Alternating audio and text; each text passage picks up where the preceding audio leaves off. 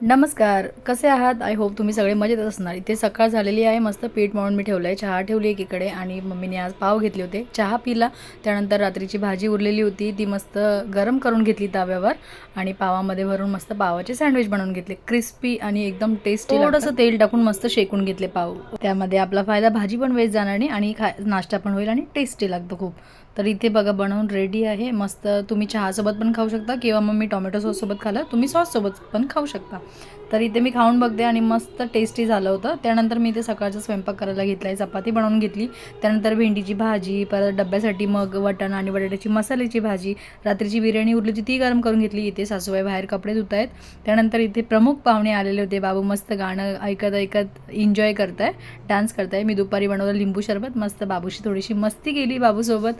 त्यानंतर मग बाबू घरी जायला निघाले. तर बघू शकता तुम्ही आमची नवरी बाई ऊन लागतं म्हणून बाबूने डोक्यावर घेतलं.